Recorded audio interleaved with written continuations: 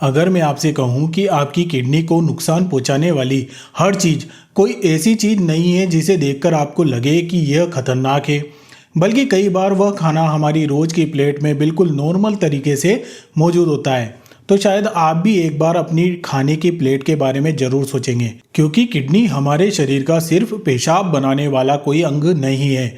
यह लगातार खून को फिल्टर करती है, शरीर से बेकार पदार्थ और एक्स्ट्रा पानी को बाहर निकालने में हेल्प करती है, ब्लड प्रेशर को कंट्रोल करने में इम्पोर्टेंट भूमिका निभाती है और शरीर में सोडियम, पोटेशियम, फास्फोरस जैसे मिनरल्स का बैलेंस बनाए रखने में भी इम्पोर्टेंट भूमिका निभाती है। और सबसे बड़ी परेशानी यह है कि क्रोनिक किडनी डिजीज यानी कि सीकेडी की शुरुआती स्टेज में अक्सर कोई साफ लक्षण दिखाई नहीं देते, इसलिए कई लोगों को पता ही नहीं चलता कि उनकी किडनी फंक्शन धीरे धीरे कम हो रही है। लेकिन आज की वीडियो में मैं आपको कोई डराने वाला नहीं हूँ और ना ही किसी खाने को बिना वजह जहर कहने वाला हूँ। आज हम उन 6 तरह की चीज़ों की बात करेंगे जिन्हें अगर आप बार बार और ज़्यादा मात्रा में खाते हैं तो खासकर किडनी डिजीज वाले लोगों में प्रॉब्लम बढ़ सकती है। और हेल्दी लोगों में भी किडनी हेल्थ के लिए इनका ज़्यादा सेवन अच्छा नहीं माना जाता। और वीडियो के अंत में मैं आपको यह भी बताऊंगा कि किडनी को हेल्दी रखने के लिए खाने में सबसे ज़्यादा ध्यान किन चीज़ों पर देना चाहिए। तो चलिए शुरुआत करते हैं पहली चीज़ से। पहली चीज़ है बहुत ज़्यादा नमक वाली चीज़ें। दोस्तों, अगर आपकी रोज की डाइट में नमकीन, चिप्स, पैकेज्ड स्नैक्स, अचार, पापड़, इंस्टेंट सीजनिंग वाले फूड्स और बहुत ज़्यादा नमक वाली चीज़ें शामिल है तो यहाँ आपको थोड़ा सावधान होने की ज़रूरत है। क्योंकि समस्या सिर्फ ऊपर से डाला गया नमक नहीं होता, बहुत सारा सोडियम हमें पैकेज्ड और प्रोसेस्ड फूड के जरिए भी मिल जाता है। और सोडियम ज़्यादा होने पर शरीर में फ्लूइड रिटेंशन और ब्लड प्रेशर बढ़ने की प्रॉब्लम हो सकती है। हाई ब्लड प्रेशर खुद किडनी डैमेज का एक इम्पोर्टेंट रिस्क फैक्टर रहा है और किडनी डिजीज वाले लोगों में सोडियम कम करना ब्लड प्रेशर और फ्लूइड बैलेंस को मैनेज करने में हेल्प कर सकता है। इसीलिए किडनी हेल्थ के लिए सिर्फ यह देखना काफ़ी नहीं होता कि आप खाना खाते टाइम कितनी चम्मच नमक डाल रहे हैं। आपको यह भी देखना होगा कि आपके पैकेज्ड फूड, स्नैक्स और बाहर के खाने से कितना सोडियम आ रहा है। NIDDK किडनी डिजीज में सोडियम कम करने की सलाह देता है और सीकेडी के लिए सोडियम इंटेक को लिमिट में रखने की रिकमेंडेशन दी जाती है। तो अगर आप रोज़ शाम को चिप्स का बड़ा पैकेट, नमकीन, प्रोसेस्ड स्नैक या बहुत सोल्टी फूड खाते हैं तो आज से एक छोटा बदलाव कीजिए। इन चीज़ों की फ्रिक्वेंसी और क्वांटिटी कम कर दीजिए। और अब आते हैं दूसरी चीज़ पर जो देखने में प्रोटीन रिच और टेस्टी लग सकती है, लेकिन किडनी हेल्थ के मामले में इसका एक अलग पहलू है। दूसरी चीज़ है प्रोसेस्ड मीट, जैसे कि sausage, salami, bacon, hot dog, luncheon meat, deli meat और इसी तरह के पैकेज्ड मीट प्रोडक्ट्स। इन फूड्स में सोडियम काफ़ी ज़्यादा हो सकता है और कुछ प्रोसेस्ड प्रोडक्ट में फॉस्फेट एडिटिव्स भी इस्तेमाल किए जाते हैं। अब यहाँ एक बहुत इंपॉर्टेंट बात समझ लीजिए, हम ये नहीं कह रहे कि हर तरह का मीट किडनी के लिए खराब होता है। फ्रेश, मिनिमल प्रोसेस्ड फूड और हेवीली प्रोसेस्ड मीट एक जैसी चीज़ नहीं है। प्रॉब्लम उस प्रोसेसिंग की है जिसमें सोडियम, प्रिजर्वेटिव्स और फॉस्फेट कंटेनिंग एडिटिव्स जैसी चीज़ें शामिल हो सकती है। National kidney foundation processed meat को लिमिट करने की सलाह देता है और यह भी बताता है कि प्रोसेस्ड फूड में फास्फोरस एडिटिव्स पाए जा सकते हैं। इसलिए अगर आप मीट खाते हैं तो फ्रेश और कम प्रोसेस्ड विकल्प और कम नमक में तैयार किया गया खाना प्रोसेस्ड मीट प्रोडक्ट की तुलना में बेहतर चॉइस हो सकता है। अब तीसरी चीज़ जो शायद आपके घर में भी आती हो, तीसरी चीज़ है इंस्टेंट और highly processed food. Instant noodles, packaged soups, ready to eat meals, boxed meals, कुछ फ्रोजन कन्वीनियंस फूड और ऐसे कई प्रोडक्ट्स जिन्हें बस पैकेट खोलकर या पानी डालकर तैयार करना होता है। इन फूड्स की सबसे बड़ी प्रॉब्लम यह नहीं होती कि हर पैकेज्ड फूड अपने आप किडनी को डैमेज करता है। असल प्रॉब्लम यह है कि ऐसे फूड्स में सोडियम बहुत ज़्यादा हो सकता है और कुछ प्रोडक्ट्स में फॉस्फेट एडिटिव्स भी हो सकते हैं। और फास्फोरस की बात खास तौर पर उन लोगों के लिए इम्पोर्टेंट हो सकती है जिनकी किडनी फंक्शन काफ़ी कम हो चुकी है। जब किडनी पर्याप्त फास्फोरस बाहर नहीं निकाल पाती ना, तब ब्लड फास्फोरस बढ़ सकता है और लंबे टाइम में बोन्स और ब्लड वेसल से जुड़ी कॉम्प्लिकेशंस हो सकती है। इसलिए अगर किसी व्यक्ति को सीकेडी है और फास्फोरस कंट्रोल की ज़रूरत है तो सिर्फ फूड का नाम देखना काफ़ी नहीं होता, फूड लेबल्स पढ़ना भी ज़रूरी है। इंग्रेडिएंट लिस्ट में अगर आपको PHOS से शुरू होने वाले इंग्रेडिएंट दिखाई दें तो वह फास्फोरस एडिटिव्स होने का संकेत दे सकता है। तो अगली बार इंस्टेंट फूड खरीदते टाइम सिर्फ कैलोरी और प्रोटीन मत देखिए, इंग्रेडिएंट और सोडियम भी देखिए। अब चौथी चीज़ बहुत ज़्यादा कोला और फास्फेट एडिटिव्स वाले ड्रिंक्स। कोला ड्रिंक्स या कोला सिर्फ शुगर की वजह से चर्चा में नहीं आता।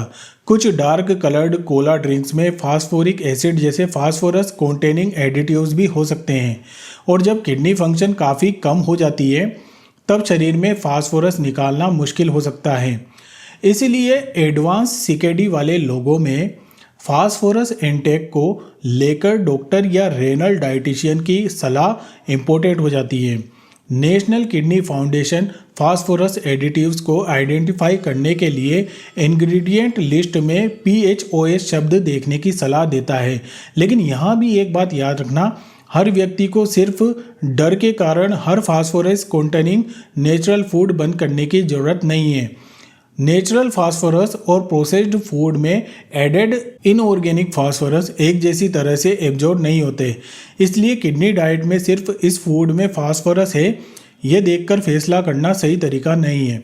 अब पांचवी चीज़ पर आते हैं जो किडनी से ज़्यादा पूरे मेटाबॉलिक हेल्थ के लिए इम्पोर्टेंट होती है। बहुत ज़्यादा शुगरी ड्रिंक्स और एडेड शुगर, कोल्ड ड्रिंक्स, बहुत ज़्यादा मीठे पैकेज्ड बेवरेज और ऐसी ड्रिंक्स जिनमें एडेड शुगर काफ़ी ज़्यादा होते हैं, इन्हें रोज़ की आदत बनाना सही नहीं होता क्योंकि ज़्यादा एडेड शुगर वाली डाइट हेल्दी वेट बनाए रखना मुश्किल कर सकती है और डायबिटीज़ का रिस्क बढ़ा सकती है और डायबिटीज़ किडनी डिजीज़ का एक बड़ा रिस्क फैक्टर होता है।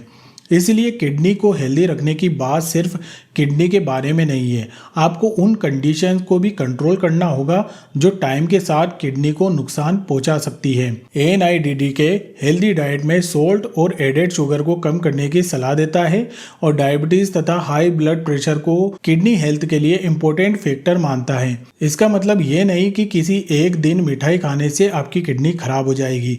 प्रॉब्लम तब होती है दोस्तों जब हाई शुगर फूड्स और ड्रिंक्स आपकी रोज की लाइफस्टाइल का बड़ा हिस्सा बन जाते हैं। तो पानी, बिना एडेड शुगर वाले बेवरेज और कम शुगरी ऑप्शंस को ज़्यादा प्रेफरेंस देना सिंपल स्टेप्स हो सकता है।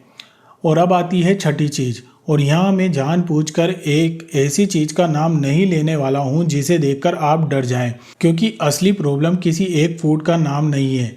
छठी चीज़ है ज़रूरत से ज़्यादा प्रोटीन, खास करके बिना ज़रूरत के प्रोटीन सप्लीमेंट्स। दोस्तों आजकल फिटनेस और जिम के कारण बहुत सारे लोग प्रोटीन को लेकर जागरूक हुए हैं। प्रोटीन शरीर के लिए ज़रूरी भी है। यह मसल्स, टिश्यू और कई इंपॉर्टेंट फंक्शन के लिए अति आवश्यक न्यूट्रिएंट माना जाता है। लेकिन प्रोटीन अच्छा है का मतलब ये नहीं हो जाता कि जितना ज़्यादा प्रोटीन उतना ज़्यादा फायदा। प्रोटीन शरीर में टूटने के बाद नाइट्रोजन कंटेनिंग वेस्ट प्रोडक्ट बनाता है जिन्हें किडनी को प्रोसेस और एक्सक्रीट करना पड़ता है। इसलिए सीकेडी वाले व्यक्ति में प्रोटीन की मात्रा ब्लाइंडली बढ़ाना सही नहीं होता। NIDDK सीकेडी में एडिक्यूएट लेकिन एक्सेसिव नहीं प्रोटीन इंटेक की बात करता है। नॉन डायलिसिस सीकेडी में प्रोटीन रिक्वायरमेंट और डायलिसिस के दौरान प्रोटीन रिक्वायरमेंट एक जैसी भी नहीं होती। इसलिए किसी भी किडनी पेशेंट्स को बिना असेसमेंट के हाई प्रोटीन डाइट या फिर सप्लीमेंट शुरू नहीं करना चाहिए। और यही कारण है कि मैं आपको यह नहीं कहूँगा कि हर व्यक्ति वे प्रोटीन बर्न कर दे। अगर कोई हेल्दी व्यक्ति है, उसकी किडनी फंक्शन नॉर्मल है, तो वह अपनी ओवरऑल प्रोटीन रिक्वायरमेंट के अनुसार डाइट ले रहा है तो सिचुएशन अलग हो जाती है। लेकिन अगर किसी व्यक्ति को सीकेडी है, किडनी फंक्शन कम है, यूरिन में एल्ब्यूमिन प्रोटीन आ रहा है या डॉक्टर ने प्रोटीन रिस्ट्रिक्शन बताई है, तो हाई प्रोटीन सप्लीमेंट्स अपने मन से लेना सही नहीं होता। यानी यहाँ भी वही रूल है, quantity matters, kidney function matters और इंडिविजुअल मेडिकल कंडीशन मैटर्स। अब शायद आपके मन में एक क्वेश्चन आ रहा होगा कि अगर किडनी को बचाना है तो आखिर खाएं क्या, और क्या किडनी पेशेंट्स को दाल नहीं खानी चाहिए, क्या राजमा नहीं खाना चाहिए, क्या चना नहीं खाना चाहिए, क्या नट्स नहीं खाने चाहिए, क्या बनाना और टोमेटो हमेशा बंद कर देने चाहिए। और यहीं पर सबसे ज़्यादा मिस इन्फॉर्मेशन फैलती है। सिर्फ इसीलिए कि किसी फूड में पोटेशियम या फास्फोरस है, इसका मतलब ये नहीं हो जाता कि हर किडनी पेशेंट उसे हमेशा के लिए छोड़ दे। सीकेडी में पोटेशियम की ज़रूरत व्यक्ति के ब्लड पोटेशियम लेवल और दूसरी मेडिकल कंडीशन पर डिपेंड कर सकती है। अगर पोटेशियम नॉर्मल है तो हर हाई पोटेशियम फ्रूट और वेजिटेबल को ऑटोमेटिकली बंद करना जरूरी नहीं है। इसी तरह बीन्स, लेंटिल्स, नट्स और होल ग्रेन को भी सिर्फ फास्फोरस की वजह से हर व्यक्ति के लिए बैंड फूड नहीं माना जा सकता। नेशनल किडनी फाउंडेशन स्पष्ट करता है कि सीकेडी में पोटेशियम और phosphorus restriction individual blood test और ओवरऑल केयर प्लान के आधार पर तय की जाती है। इसलिए अगर आपको कोई ये कहता है कि किडनी खराब है तो राजमा कभी मत खाना, दाल किडनी के लिए पॉइजन है, चना किडनी को डैमेज कर देगा, या बनाना किडनी पेशेंट्स को बिल्कुल भी नहीं खाना चाहिए, तो बिना कॉन्टेक्स्ट के ऐसी बात पर भरोसा मत कीजिए, क्योंकि किडनी डाइट हर व्यक्ति के लिए एक जैसी नहीं होती। किसी को सोडियम ज़्यादा कंट्रोल करना पड़ सकता है, किसी को पोटेशियम, किसी को फास्फोरस, किसी को प्रोटीन की मात्रा एडजस्ट करनी पड़ सकती है, और कई बार इनका कॉम्बिनेशन भी हो सकता है। इसलिए किडनी डिजीज में एक रेनल डाइटिशियन की मदद बहुत यूजफुल हो सकती है। अब बात करते हैं उन चीज़ों की जो वास्तव में आपकी किडनी हेल्थ को लंबे टाइम तक सपोर्ट करने में इम्पोर्टेंट भूमिका निभा सकते हैं। पहली चीज़, कम नमक। दूसरा, प्रोसेस्ड और पैकेज्ड फूड कम। तीसरा, एडेड शुगर और शुगरी ड्रिंक्स कम। चौथा, हेल्दी वेट मेंटेन करना। पांचवा, ब्लड प्रेशर और ब्लड शुगर को कंट्रोल में रखना।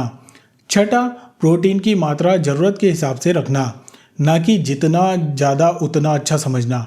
NIDD के किडनी हेल्थ के लिए हेल्दी डाइट, कम सोडियम और एडेड शुगर, फिजिकल एक्टिविटी और डायबिटीज़ तथा हाई ब्लड प्रेशर जैसी कंडीशन को मैनेज करने पर जोर देता है। और अगर आपको लगता है कि आपकी किडनी ठीक है, तब भी एक बात याद रखना, सीकेडी की शुरुआती स्टेज में सिम्टम्स बहुत कम बिल्कुल नहीं हो सकते। इसलिए सिर्फ यह देखकर कि आपको दर्द नहीं है, स्वेलिंग नहीं है, यूरिन नॉर्मल दिख रहा है, यह साबित नहीं हो जाता कि किडनी फंक्शन 100% नॉर्मल है। अगर आपको डायबिटीज़ है, हाई BP है, फैमिली में किडनी डिजीज़ की कोई आपकी हिस्ट्री रही है, या डॉक्टर ने किडनी फंक्शन चेक करने को कहा है, तो एप्रोप्रिएट टेस्ट के बारे में डॉक्टर से बात करना समझदारी है। किडनी फंक्शन को समझने के लिए ब्लड क्रिएटिनिन से एस्टिमेट GFR यानी कि eGFR और यूरिन में एल्ब्यूमिन जैसे टेस्ट इस्तेमाल किए जाते हैं। तो दोस्तों, किडनी को लेकर सबसे ज़रूरी बात यही है कि प्रिवेंशन का मतलब किसी एक फूड्स को विलेन बनाना नहीं होता है। आप रोज राजमा खा रहे हैं या रोज दाल खा रहे हैं, सिर्फ इससे ये तय नहीं हो जाता कि आपकी किडनी हेल्दी है या अनहेल्दी है। असल पिक्चर आपकी पूरी diet, blood pressure, blood sugar, body weight, physical activity, medicines और किडनी फंक्शन को देखकर समझी जा सकती है। और हाँ, अगर आपकी किडनी पहले से कमज़ोर है तो इंटरनेट की कोई जेनरिक फूड लिस्ट आपकी पर्सनल मेडिकल डाइट का रिप्लेसमेंट नहीं हो सकती, क्योंकि सीकेडी के स्टेज के साथ डाइट भी बदल सकती है। इसलिए आज की वीडियो से बस एक बात याद रखना कि कम प्रोसेस्ड फूड, कम सोडियम, कम एडेड शुगर, सही मात्रा में प्रोटीन और अपनी मेडिकल कंडीशन के हिसाब से पोटेशियम, फास्फोरस का ध्यान रखना, यही सबसे ज़्यादा प्रैक्टिकल और साइंटिफिकली रिस्पॉन्सिबल तरीका है किडनी हेल्थ को लेकर सोचने का।